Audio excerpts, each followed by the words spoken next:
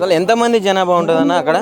అన్న 3000 4000 జనాభా ఉంటుంది మా నల్లవల్లి విలేజ్లో. చుట్టూ 4 మండలాల్లో కలిసి 4 లక్షల 5 లక్షల జనాభా ఉంటుంది. 4-5 లక్షల మంది జనాభా ఉంటుంది అక్కడ. 4 మండలాలు కలుషితమైతే నన్న మా అడవి తల్లి మంచి బంగారం లాంటి అడవి.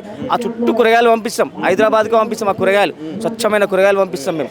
ఇంత కెమికల్ లేదు, ఏ బోర్కాలు నీళ్ళు తావు, మంచి టేస్ట్ ఉంటాయి, మంచిగా ఫిల్టర్ లేక. అలాంటి నీళ్ళను కెమికల్ కలిపితే ఎట్లా జంపింగ్ ఆర్ తెచ్చి మేము కూరగాయలు ఎట్లా వండియాలి? అడవి జంతువులు ఆ పారిశ్రామిక కొడుకు ఎట్లా పర్మిషన్ ఇచ్చిండు? అడవిలో డ్యాములు కట్టిండన్నా, అడవిలో డ్యాములు కట్టిండు లక్షలు.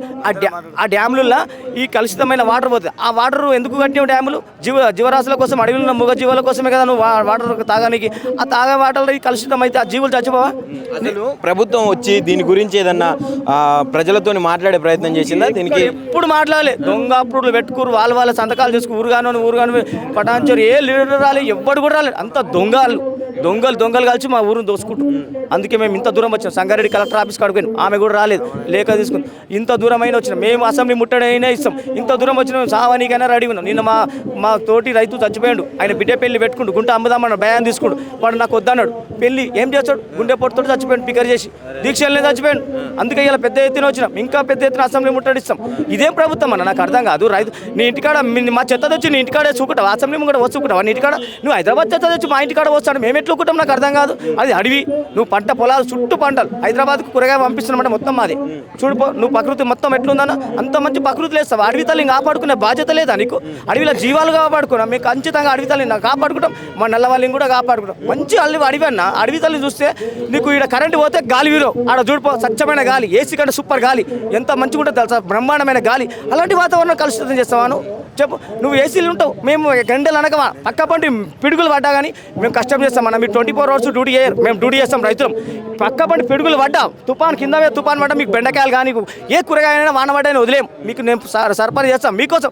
లోట్ల కట్టలు దీన్ని చింపుకొని తింటారా? మేము కష్టం చేసి కూరగాయలు పంపిస్తున్నాం కానీ నువ్వు తినేది. మేము 4 రోజులు మేము కూరగాయలు పంపకపోతే ఏం తింటావు నువ్వు? లోట్లు ఉన్న ప్రభుత్వం రైతులకు మేము అవి ఇస్తున్నాం రైతు రాజ్యం ఇదని చెప్తుంది కానీ దొంగ రాజ్యం. రైతు రాజ్యం లేదు, ఏ రాజ్యం లేదు. రైతుల గోస. ఈ రోజు కష్టం చేసుకున్నాం హైదరాబాద్కి ఎందుకు వస్తామన్నా? ఈ ఆడలను పెట్టుకొని ఏం మా చేళ్ల పనులు చేసుకుంటాం, సుఖంగా అన్నీ ఉంటాం కదా. రైతు రాజ్యం అయితే ఈ హైదరాబాద్కి ఎందుకు వస్తాం? దొంగలు మమ్మల్ని ముంచకూరు. మా కష్టం మేము చేసుకుంటే ఈ కష్టాన్ని ఇచ్చిపెట్టి హైదరాబాద్కు ఊరు తెలియదు, ఏం తెలియదు, ఈ నడిబొడ్డుకు రావడం మాకు అవసరమా? ఏమన్నా ప్రభుత్వం అయినా ఇది? మమ్మల్ని అనుమతి చేయాలి. మా చెత్త తీసుకొని ఇంటికాడే సుకుంటామా? కనీసం మాకు ఇన్ఫర్మేషన్ లేదు. పోలీసు వాళ్ళు తిరుగుడు అది ఏం లేక ఇప్పుడు అడ్డుకుంటారు. అక్కడక్కడ 3-4 జీపులు ఉన్నాయి, అయినా మేము తప్పించుకొని వచ్చి మా మీద ఎందుకు అంత పగ? నాకు అర్థం కాదు. మేము ఏమన్నా తీవ్రవాదులమా? నక్సలే ఏమిటికు మా మీద పగ? మేము స్వచ్ఛంగా ఇక్కడ డంపియార్డ్ పర్మిషన్ తీసుకుని మీరు వస్తా అంటే కూడా మా లోకల్ పోలీసు వాళ్ళు రానియకుండా అడుగురు. అక్కడక్కడ జీపులు కూడా మేము పక్కదారిలో తప్పించుకొని వచ్చినాం. ఇదేందన్న నాకు అర్థం కాదు. అంటే పోలీసు వాళ్ళు ఎవరి పక్షాన ఉండాలి అసలు? అరే మా రైతుల పక్షాలు ఉండాలి, న్యాయం పక్షాలు ఉండాలి. వాళ్ళు దొంగలు అమ్ముడు వైరు, మొత్తం అమ్ముడు వైరు పోలీసులు. మాకు రైతు న్యాయం చేయరు. మేమైతే మేము ఆయుధాలు పట్టుకొని హాస్పిటల్ లేక దొంగ మూలాలు చదువుతలేం కదా.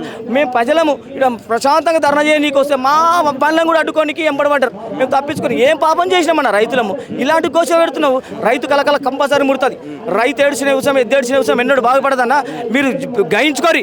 మా రైతులను కలకల పెడితే ఈ ప్రభుత్వం కూడా దొరలనే కూలిపోతుంది. ఏం చేయబోతా ఉన్నారు ఇప్పుడు? దీని తర్వాత కూడా ప్రభుత్వం మీకు న్యాయం చేయకుంటే ఎలాంటి కార్యాచరణ ఉండబోతుంది? అసెంబ్లీ ముట్టడిస్తాం, మా ప్రాణాలను వదిలిపెడతాం. అంతేగాని మేము ఇంకా అడిగి తగ్గేది లేదు. నిన్న ఒకటి చచ్చిపోయినా ఇంకా తగ్గేదే లేదు. ఎంత దూరమైనా పోతాం, తగ్గేదే లేదు. అసెంబ్లీ కాదు ఇంకా అసెంబ్లీ ఎక్కడైనా ఆమరణ నిరాదీక్షలు కూడా కూర్చుంటాం. మేము ఇంకడే తగ్గేది లేదు. మేము కష్టం చేసుకునేటోళ్ళం, పనులు కూడా వదిలిపెట్టామన్నా. ఇంకా 6 నెలలైనా సరే కష్టపడతాం. దీక్షలు అక్కడ నల్లవల్ల దీక్షలు నడుస్తూనే ఉన్నాయి. అక్కడ కూడా ఉన్నారు గుమ్మడాలన్నీ అక్కడ దీక్షలు కూర్చుని అసెంబ్లీ కాకొచ్చు. ఇంకా రేపు మాకేమన్నా న్యాయ పరిమాణాలు వచ్చి అధికారులు ఏమన్నా మాకు చెప్పకపోతే ఇంకా అసెంబ్లీ ముట్టడి కూడా ఇస్తాం. మేము ఎంత దూరం చెప్తానన్నా? నా పేరు మధు, మాది నల్లవల్లి గ్రామము. మేము పచ్చని అడవి ప్రాంతంలో ఒకవైపు గత ప్రభుత్వం ఏమో అర్బన్ ఫారెస్ట్ ఏర్పాటు చేసి చెరువులు బోటింగ్ సిస్టమ్ పెట్టి మంచిగా డెవలప్ చేద్దామని చూస్తే ఇప్పుడున్న ప్రభుత్వం రాగానే అనుమతులు వచ్చినాయి. కావున వాళ్ళు డంపింగ్ యార్డ్ మాకు తెలియకుండా అర్ధరాత్రి చీకట్లో 10 గంటల నుంచి స్టార్ట్ చేస్తే ఒక ఇంచుమించు 6,000 మంది పోలీసు వాళ్ళు ఒక ఇంటికి ఒక జీప్ ముఖ్య నాయకులందరినీ అరెస్ట్ చేసి 2 రోజుల పాటు కింద మమ్మల్ని నిర్బంధించడం జరిగింది. సంగారెడ్డి పోలీస్ పరేడ్ గ్రౌండ్లో మమ్మల్ని నిర్బంధించిన మేమేం భయపడలే. అందరం కలిసి మేము ఏమంటున్నామంటే, నువ్వు డంపింగ్ యార్డ్ పెట్టుకోవాల్సిన అవసరం ఉంటే రామ్కీ సంస్థకు అప్పగివ్వడం జరిగింది. రామ్కీ సంస్థ ఏం చేయాలి? మీరు ప్రొజెక్టర్ పెట్టి మాకు అంత అవగాహన కల్పిస్తామని మీరు అంటున్నారు. కానీ మీరు ఎందుకు ప్రజాభిప్రాయ సేకరణ చేయలేదు? గ్రామ సభల గుమ్మడిదల మండలంలో 10 గ్రామ పంచాయతీలు ఉన్నాయి. 10 గ్రామ పంచాయతీలలో తీర్మానం ఎందుకు తీసుకోవాలి? గ్రామ పంచాయతీ తీర్మానం స్పెషల్ ఆఫీసర్ ఎంఆర్ఓ గారు, మాకు ఎంఆర్ఓ గారు ఇంతవరకు విజిట్ చేసింది లేదు. కలెక్టర్ గారికి వినతి పత్రం ఇచ్చినా విజిట్ చేసింది లేదు. వీళ్ళందరిపైన మేమేమంటున్నామంటే, నువ్వు డంపింగ్ యార్డ్ వేస్తున్నట్టున్నావు, మేము మాత్రం ఆమరణ నిరాదీక్ష సిద్ధము. మేము టన్నుల కొద్ది పంటలు బరాబర్ వండిస్తాం, మీకు హైదరాబాద్కి పంపిస్తాం, నువ్వు మాకు చెత్త పంపిస్తావా? ఇది సిద్ధాంతమా నీకు? ఈ ప్రభుత్వం సిద్ధాంతమా? మేమేమంటున్నామంటే, పటాన్చెరు కాన్స్టిట్యూన్సీలో మంచి బడా నాయకులు ఉన్నారు, 3 నాయకులు ఉన్నారు. 3 నాయకులు కింద ఎందుకు రారన్న? మరి ఏం చేస్తారు? ఇవాళ ఒక ఆయన చనిపోయాడు, కనీసం ముఖం చూస్తానికి రాలే. ఎందుకు? పోయిన వాళ్ళను బెదిరిస్తావా ఆడోళ్ళను? ఇది ఎంతవరకు న్యాయం? మేమేమంటున్నామంటే, లాస్ట్ చివరి వరకు అందులో అడవిలో గొర్రెలు, పశువులు, మేకలు, బర్రెలు ఇవన్నీ మేపుకుంటూ అన్ని జీవనాధారం వర్షాకాలం వస్తే ఇవన్నీ వస్తాయి. దీని ద్వారా వర్షాకాలం కింద వర్షం పడితే వాటర్ అంతా నర్సాపూర్ కాన్స్టిట్యున్సీ పోతుంది. నర్సాపూర్ కాన్స్టిట్యున్సీ నుంచి 7 మండలాలు ఉన్నాయి. ఆ 7 మండలాల గొలుసుకట్టు చెరువులు ఉన్నాయి.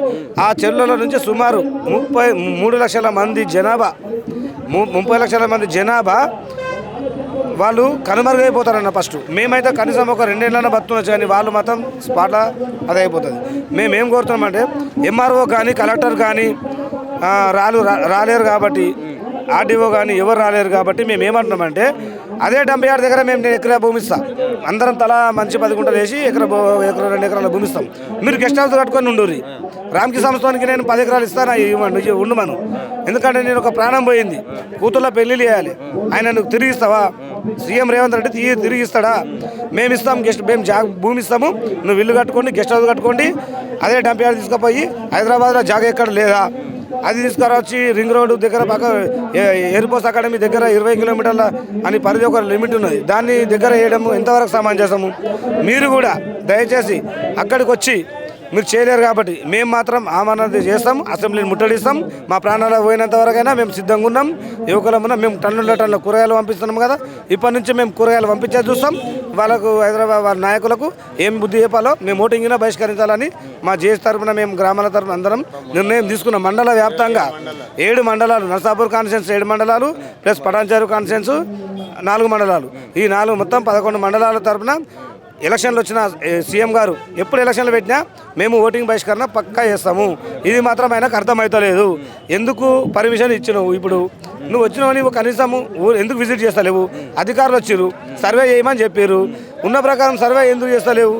సర్వే 2 రోజులు వచ్చిండు, అది దొరకక వెళ్ళిపోతుంది. మేము తెచ్చిన చిలకల గుడికి వెళ్ళి మేము తీసుకుపోయినామన్నా, మేము మ్యాపులు తీసుకొచ్చినాం. ఆ మ్యాపుల ప్రకారం అంటే మాకు సర్వే చేయరాదు అంటారు. మీరెక్కడ అధికారులు?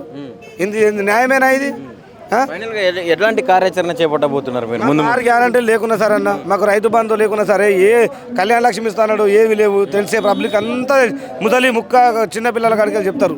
ఇప్పుడు ఎవరు అడిగినా ఇవన్నీ 6 గ్యారంటీల 420 హామీలన్నీ గంగలో కలిసినాయి. ఇది ఏమొద్దు, మాకు డంప్ యార్డు ఎత్తివేయాలి అని డిమాండ్ చేస్తున్నాం. లేకపోతే లేని పక్షంలో సీఎం క్యాంప్ ఆఫీస్ కానీ అసెంబ్లీ కానీ ఎప్పుడు ముట్టడిచ్చేదనేది మేము చెప్పాము. అది మా సిద్ధాంతం. మేము చావడానికైనా సిద్ధము, మేము జైలు పోవడానికైనా సిద్ధము.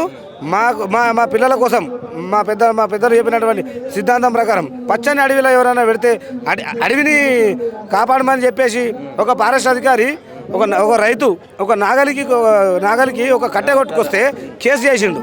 మరి అలా నువ్వు తవ్వక పర్మిషన్ ఎట్లా ఇచ్చినావు? ఏ రకంగా ఇచ్చినావు? రామ్కీకి ఎంత కమ్ముడు పోయినావు? రామ్కీకి ఫారెస్ట్ అధికారి ఎంత కమ్ముడు పోయినావు?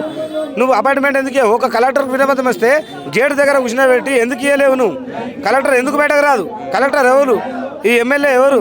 ఇప్పుడు సీఎంకు సన్నిహితుడైనటువంటి కాటా సీన్ ఎవరు? ఆయన రాడా? ఎందుకు రాడు? సీఎంకు ఇప్పుడు ఒక మాట చెప్తే జీవో రద్దు అవుతుంది. ఆయన ఎందుకు బయటకు వస్తలేడు? ఇప్పుడు ఇంచుమించు 49 రోజులన్నా 50 రోజుల నుంచి మేము చేస్తున్నా కానీ నువ్వు పట్టించుకుంటలేవంటే మా మీద ఎందుకు కక్ష కట్టినావు? అందుకని మేము కన్నా బేషరతుగా ఎలక్షన్లో బైకాట్ చేస్తాం. మమ్మల్ని ఏం చేస్తాడో చేసుకొని మేము కన్నా ఏం చేయాలని మేము చూపిస్తాం. ప్రజా బ్యాలెట్ పెట్టినాం. ప్రజా బ్యాలెట్లో 3000 ఓట్లు వేసిరు వ్యతిరేకంగా, అయినా నువ్వు పట్టించుకోవట్లేవు. పంపించినాం. పోస్టల్ బ్యాలెట్లో సెంట్రల్ మినిస్టర్కు భూపేంద్ర సింగ్ యాదవ్ వేసినాం. రఘునందన్ రావు తరఫున వేసినాం. అయినా స్టే పొడిగిస్తూనే ఊరు మమ్మల్ని నాన్నే కూర్చునే పెడుతురు. మా పంట పొలాలు ఎండిపోతున్నాయి. మేము ఎట్లా బతకాలి? మేము మంచిగా ఉంటేనే కదా అన్న, మేము పంటలు పండిస్తేనే కదా మీకు ఇచ్చేది. ఎందుకు ఇంత మా మీద వివక్ష రైతుల మీద? ఇది ఒక్కటి దయచేసి రేవంత్ రెడ్డికి సవాల్ విసురుతున్నాం. దమ్ము ధైర్యం ఉంటే మా పంట పొలాలకు రర్రి. అది అడివా కాదా, భూమే కాదా, ఈ పచ్చ పొలాన్ని పంటలు పండిస్తురా లేదా, ఇవన్నిట్ల మీద మీరు సమగ్రమైన విచారణ ఇవ్వండి. లేకపోతే డిబేట్ పెట్టండి. ఎంతమంది ప్రశ్న తీసుకొచ్చి డిబేట్ పెట్టండి. మేము సమాధానాలు ఇస్తాం. మేము యువకులం సమాధానం ఇస్తాము. మీరు ప్రశ్నలు వేయండి. మేము ప్రశ్నలు ఇస్తాం, మీరైనా సమాధానాలు ఇవ్వండి. దీనికి మేము సిద్ధంగా ఉన్నాం. 10,000 కాదు 20,000 ఖర్చు అయినా మేము పెడతాం. ఇది సీఎంకు సవాల్ విసురుతున్నాం మేము.